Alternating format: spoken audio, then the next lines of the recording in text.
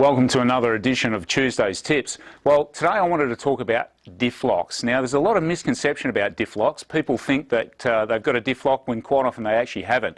What I wanted to talk about is the actual diff lock. Now, what we're talking about is the front and rear locker. Now, as you can see here, this is demonstrating a standard diff. Now, a standard diff like this, they call an open center diff. And you can see here where one part of the shaft is turning one way and the other's turning the other way. Now, that's how conventional differential on most cars. Now, the only way it becomes a diff lock is by fitting a diff lock in there and pressing the diff lock button, like this system here, and actually engaging it. And then you can see they're both locked solid. So both wheels are turning at the same speed at the same time.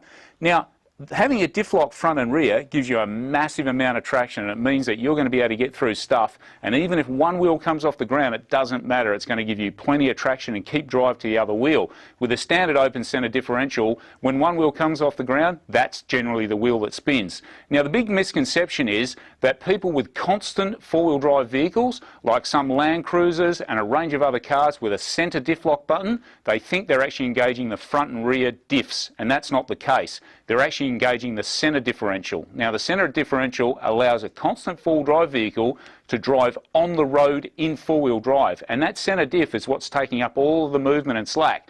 Once you engage that diff lock, it's like a conventional four-wheel drive. However, unless it's got separate front and rear diff locks, it's still got open center diffs. So people, you hear a lot of misconceptions where they say, wow, I got a long way in this car and I only just pressed the center diff lock. Well, that's got nothing to do with the front and rear diff locks, and it really doesn't have anything to do with extra traction on the front and rear diff locks. So the center differential lock on most constant four-wheel drive cars, when you press that in, that will lock the center diff and allow you to drive off-road in four-wheel drive. When you get back on the road, it's got to be disabled, otherwise the car will cause damage just like it would a conventional four-wheel drive, putting it in normal four-wheel drive mode. So front and rear diff locks are different to center diff locks, and it's a big misconception. So by putting front and rear diff locks in the car, you've actually got a true four-wheel drive, because most four-wheel drives, they're only really two-wheel drives, because with open center diffs, as soon as two opposing wheels come off the ground, they both start spinning and the car stops.